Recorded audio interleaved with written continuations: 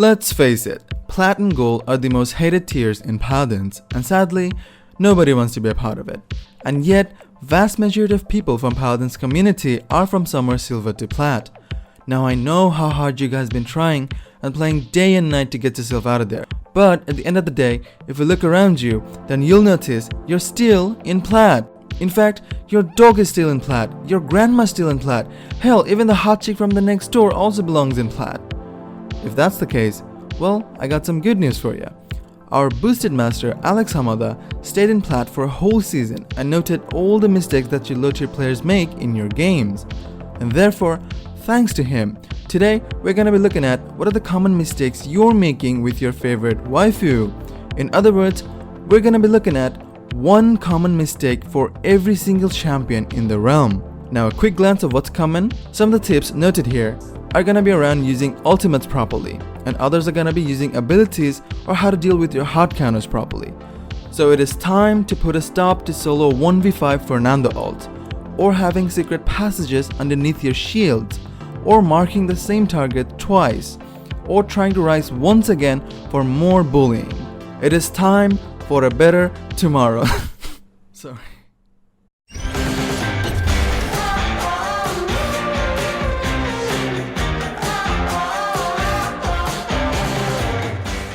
Since I'm a flanker main, so as usual, let's kick things off with the flank class. Is that fear in your eyes? When it comes to our boy Androxus, I feel like I can talk about him all day. But for the sake of this video, I pointed out 3 major mistakes people are always making with our boy, Andro. Number 1, what most of the Andro players fail to do is that when they ult, they end up giving very sweet LOS to the whole enemy team, for which poor Andro doesn't last too long in the sky. What you should do is ult from a poking angle where you can peek and hit your target. And of course, the most important part that sadly most of the people are not utilizing is that you can stray very easily in the air while ulting. Number 2, another very common mistake I see among the new Andro players is that they always do this dash to dash combo so randomly that later on, when they need to retreat, they're just sitting there like a sitting duck, asking for mercy. Please don't do that. What you should do is use 2 dashes to engage and try to keep 1 dash for an emergency escape. Number 3, never using reversals while retreating.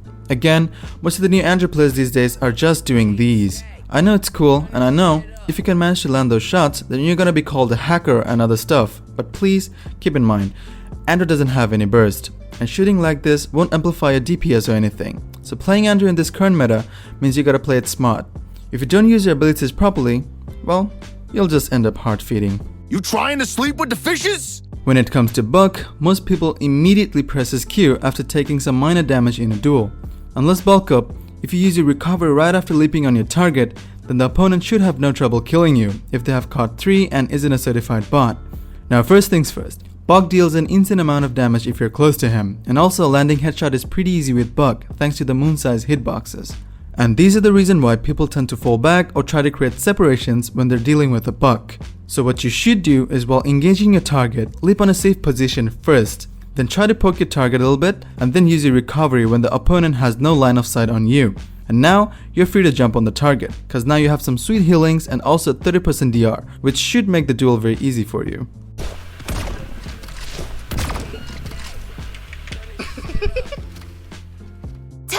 Double kill, boy, you're in trouble!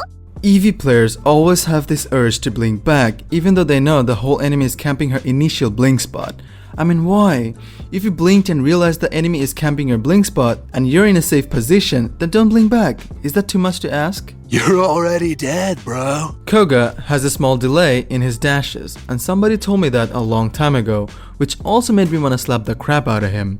Because with Koga, if you can time it correctly, then you can stay completely hidden in the smoke while using your dashes. And if you can manage to do that when you're retreating, then those one-trick hotscope snipers will never be able to kill you. Get out of here, man! You're scaring off the hot chicks! Never use in pursuit while dueling with somebody.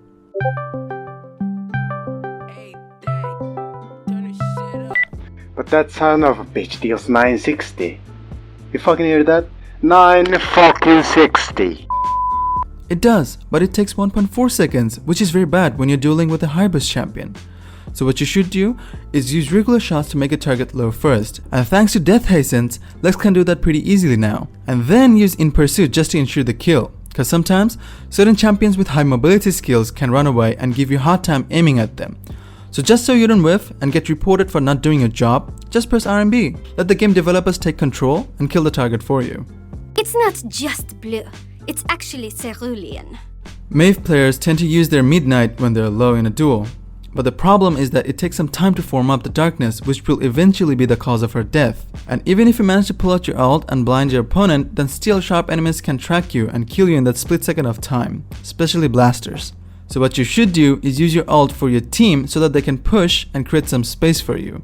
Another common issue is that you shouldn't always think of using your pounce on your enemies. Now I know you can deal a sweet 2k burst with your dagger pounce dagger combo, but most of the time that would be a suicidal Maeve gameplay. So to avoid this, it's always safe to use pounce to get a better angle on your enemies, and thanks to Cat Burglar's bonus damage, you can ensure a kill easily with this tech. And lastly, don't hesitate to use your 9 lives if you're low in a duel, cause if you have scar tissues in your loadout, then the 20 to 25% DR will help you a bunch in winning that duel. He's definitely in a struggle, and just as Craig was saying, when the Midnight gets popped, Fake can be used. Make himself invulnerable, but my good Mutu! Hold on! Also, with the proper loadout, you can even tank a Leon's ult.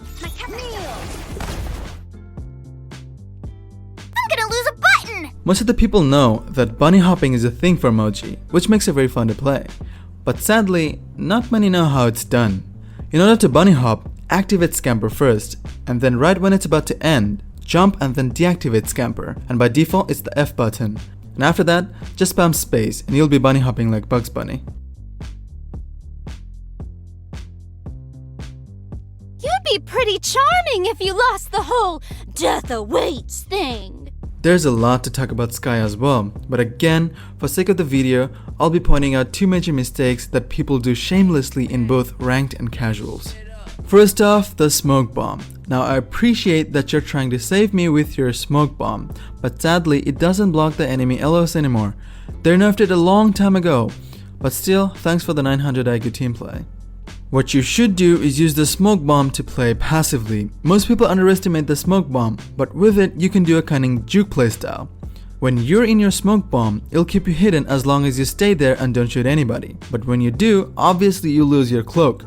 But as soon as you stop shooting, then you'll be invisible again. And with this tech, you can bait and baffle your enemies pretty easily. And also with this tech, you'll be able to drain the cooldown of your main cloak ability.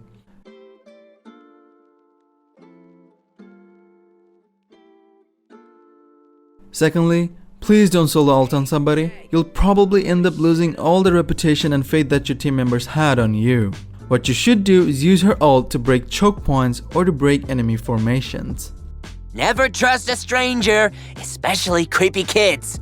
What most people do with Talus is that they try to use the punch as a burst. It's very situational and useful, I know, but still it's always safe to keep it for emergency escapes or to reposition yourself. Another issue with Talus players is the portal placements and knowing when to portal back. Best advice is to place portals where you can easily escape to your backline fast and unnoticed.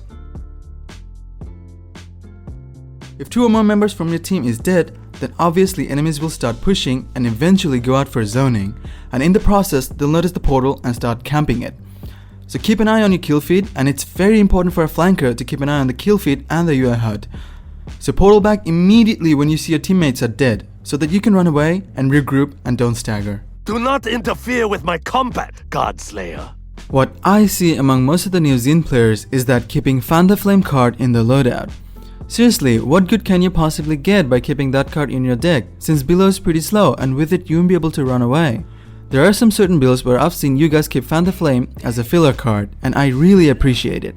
And Mutu's already on his way to zone. Let's flip over to the Xin and take a look at the loadout. I think I saw some counter movement speed. I'm not exactly sure. It's running 30% of that.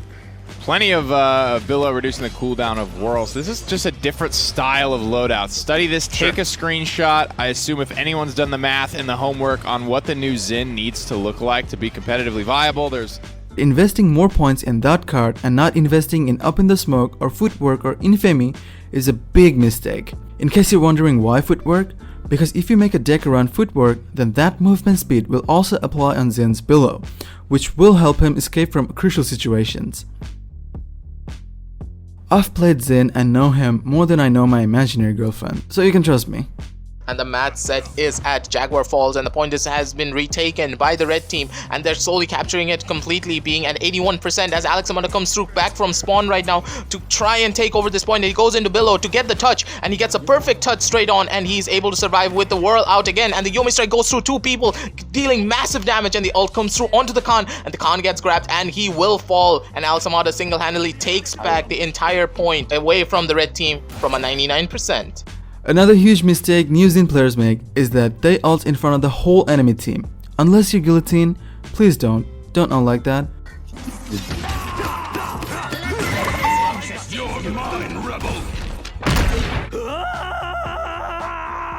Up next comes in the damage class. Don't forget to save your game! Bomb King's mistakes are pretty simple. People panic and end up exploding the sticky bombs before it even reaches or sticks the target. Secondly, when you're low, don't place a grumpy and stay near the exploding range of it, cause it'll stop your out of combat heals if you do. Lastly, explode the King Bomb a bit early. You really don't have to run over on your enemies with it, which I see most of the new BK players do and end up dying. There's always another battle on another planet. Most of the Cassie players uses ult at the very beginning of a point fight, and it's okay. But if the enemy is running too much CC or has CC ultimates in their pocket, then you should wait and use the ult to counter the CC. And Cassie is one of the fast ult charging champions in the game, so don't hesitate to spam ults with her. Who needs fate when you're already damned? For Dredge, new players have this tendency to spam broadside and not knowing the value of his regular shots. What you should do is spam broadside to force enemies to change their position or to block their way, and then spam LMB to deal damage and secure kills. And secondly, portal placement. What most people do is that they place a portal and then later on they forget to update the portal's location. That way when retreating they end up teleporting far away from the team, which is very unfortunate, and as a result the support or the whole team ends up dying because of the absence of the main DPS. So long story short, when you push with the team, don't forget to update your portals. I do not fear death, Slayer. The issue with the Dragos is the ult. Most of the time I see players tend to die while chasing the enemy tank, and usually the target is always the tank.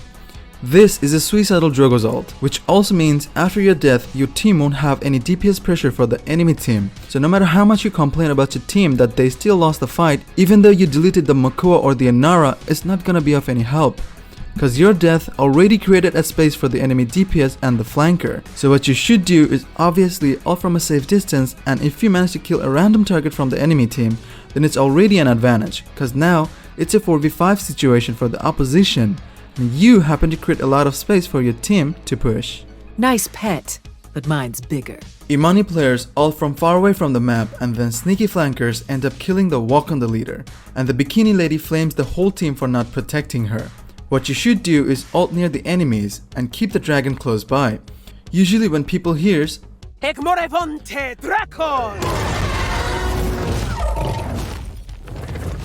start running and the flankers start searching. This usually breaks the enemy formation, and you can easily kill the squishy flankers with your lovely flying cat. So the main idea here is to bait out the enemies and create some space, and at the same time keeping the dragon for your own protection.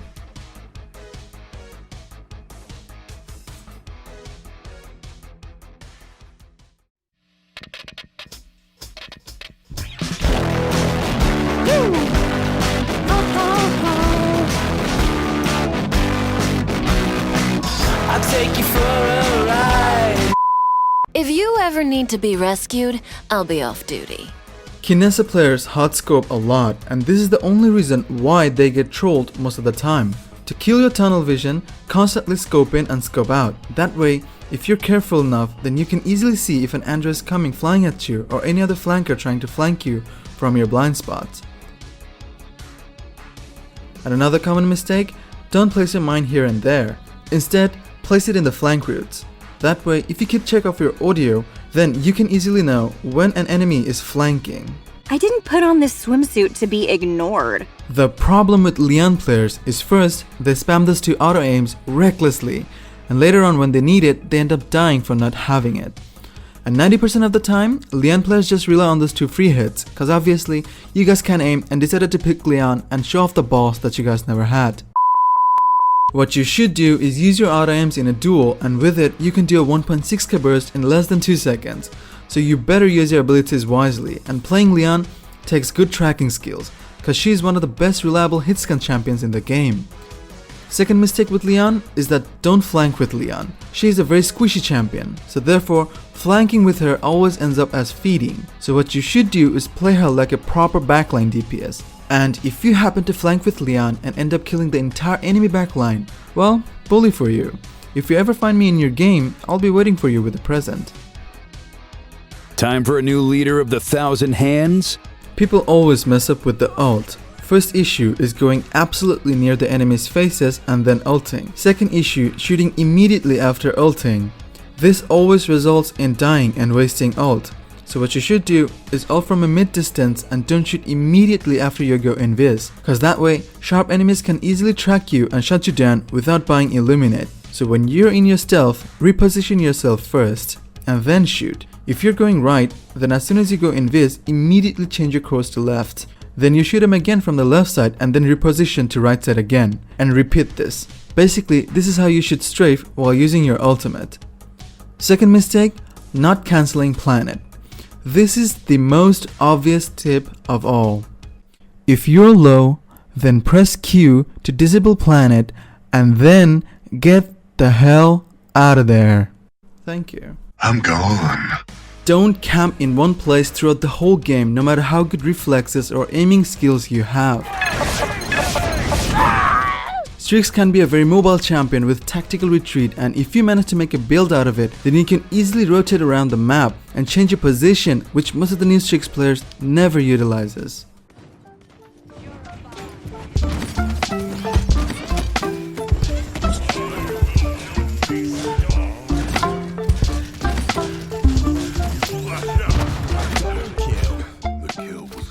Careful, I'm dangerous. The common mistake I see for Tara is marking the same target twice.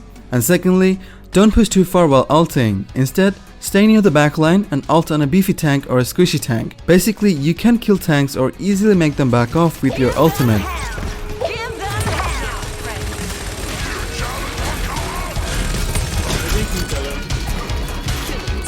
And remember, Tara has no mobility and not a high burst champion either, so she's a proper definition of a backline DPS. You need to get yourself a rifle, son! What most of the people don't do as Victor is that they don't cook the grenade before throwing, which makes it easier for the enemies to avoid the nade damage. Doing well. Take this nade, Zen. Remember we talked about when I'd hit nades sometimes? Yeah, me too. And also in narrow spaces, they don't slap the nade on the walls. Instead, they peek and take unnecessary damage. Everything dies if you put enough holes in it. Sensor drone placements. They shouldn't be placed in plain sight where enemies can easily kill it.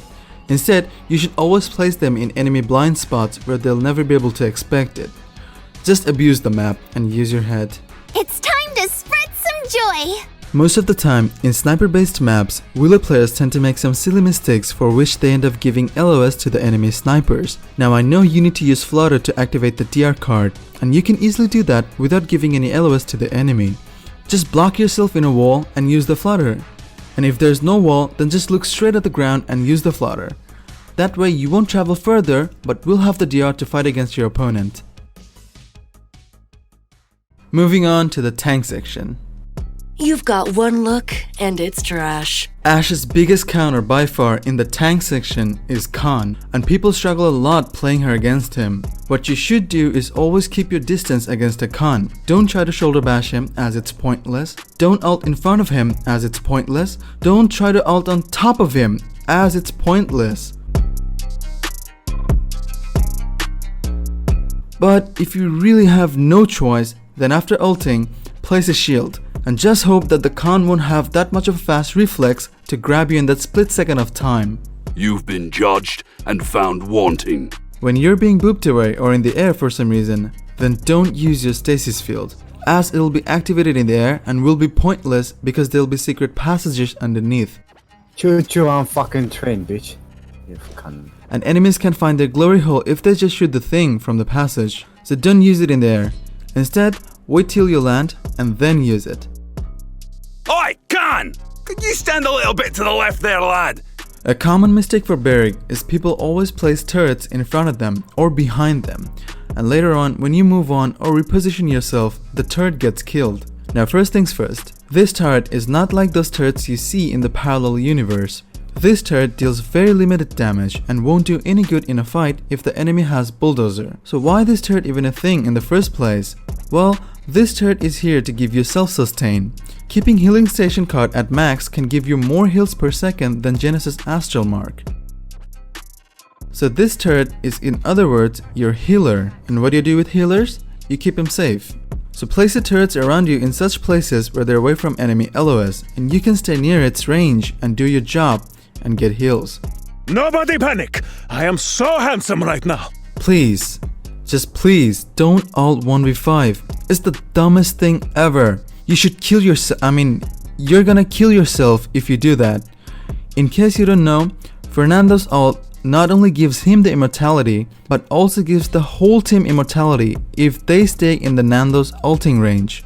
So even if it means saving one soul, one teammate from your team, then please don't hesitate and use your ult and save that person. Better luck next respawn.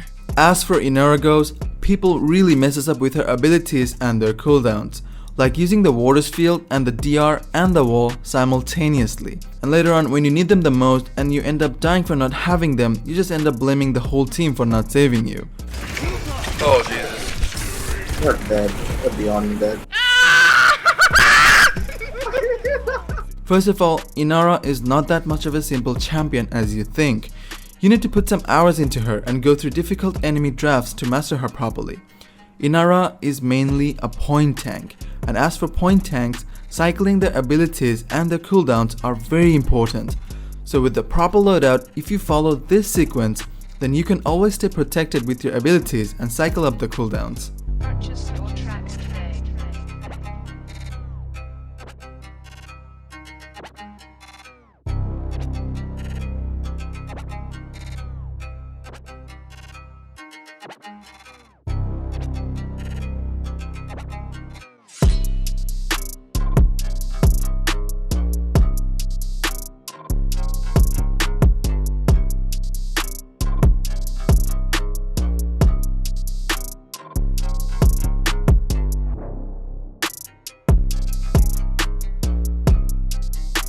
Live free or die, motherfucker! What most of the new con players do is that they use the commander grab in front of the whole enemy team and then dies. What they don't realize is that this ability is also perfect for using as for mobility purpose. Think of this ability as like Talus's punch. You should mostly use it to reposition yourself or to get away from danger zones. And if you're running Vortex Grip, then close and personal card is a must. And with it, you'll have less chance of getting killed while grabbing someone in front of his team. Why can't we be friends? Just ult when you have 30% health, otherwise get smoked and blame the game developers. I am the master! People, myself included, always tries to aim the rocket at the enemy's bodies where it becomes a hit or miss, well mostly miss against thin as a pencil size hitbox characters. So in order to make it a guarantee hit, aim those rockets at the enemy's feet, cause those rockets have no damage fall off and has a very decent amount of radius. Who dares disturb my slumber? Unless you have no choice, please don't ult in front of your counters. I am a genius! With Torval, people have this tendency of following the flanker and sticking with it, and later on, when the flanker runs away, the Torval just get molested. Best tip for playing Torvald, position himself like a proper support, and please keep in mind Torvald is a supportive tank. He is not a main tank and not a hyper offensive tank as well. So you need to position himself like you do with a proper support champion. And don't chase your flanker or DPS with it. Instead, tell them to provide you LOS, and from a safe distance, you give them bubbles and try your best to contribute to the fight. Great fucking night. You're mine, rebel! Next up, we have I need healing. It is custom to kneel before your betters. The most common mistake I see for Furia is saving ult and using it to retreat when all your team members are dead. And most of the time, ulting like this always results in hard staggering. don't waste her ult like this. Inflame is one of the strongest ult to capitalize the point fight. Oh no! Another common mistake for Furia's teammates is hiding behind her when BK ults. I've seen this multiple times and sadly it never works. Only Furia survives, but the person hiding behind her will still take the full impact.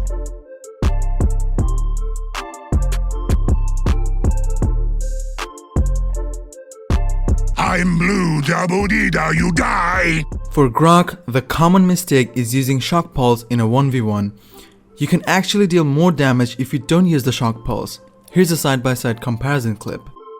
Hey, Dad, turn this shit up. It seems they won't give up easy. Grover is not the thing that you see in the parallel universe, so please stop body blocking enemy ults with it.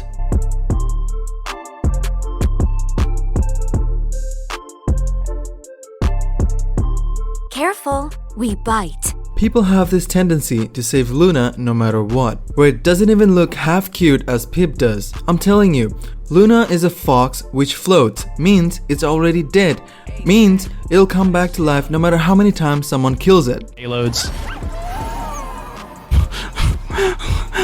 Suck it, Luna. So don't feel bad to let her body block incoming heavy enemy ults for you. Also, another common mistake I see is not healing Luna, or healing Luna more than fellow teammates. None can last the might of the cosmos. Do not jump while retreating, instead do a circular or a side strafe while falling back.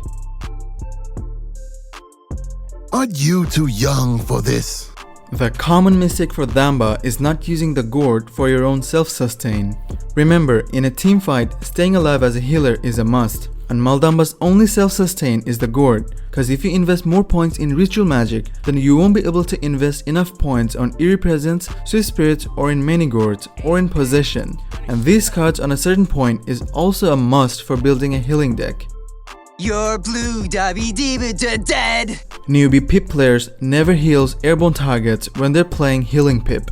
It's very unfortunate that most Pip players don't know that healing potions can be exploded in midair by pressing Q again. And another issue with Pip ults is that don't try to aim the ult at enemies' bodies, but aim it in the ground, cause that thing has a crazy amount of radius. Paired in with the Alons. Leon's enlightenment, he actually hits it, are you kidding me? Someone get rid of that AoE. Tonight's the night, sugar. People never cancels the Restore Souls chain when they're being attacked. And another problem, people never invest proper amount of point in Veil.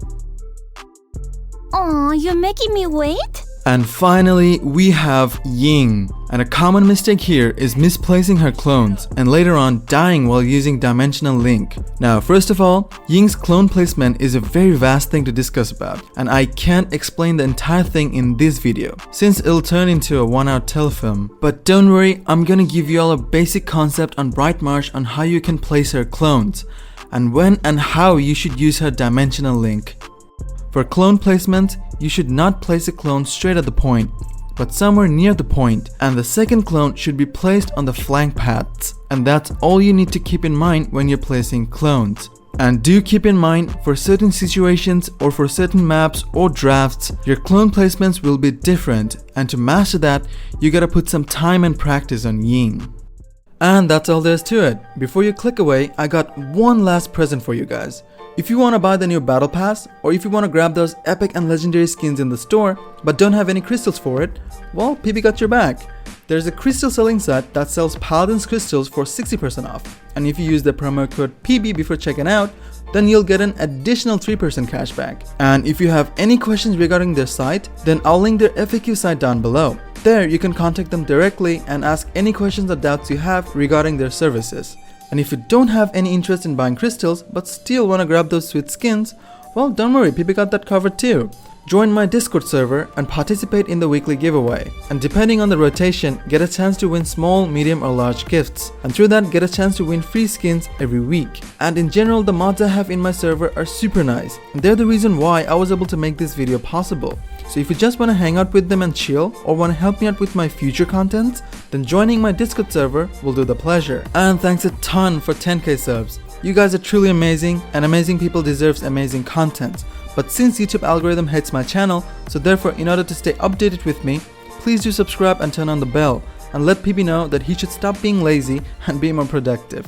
Peace.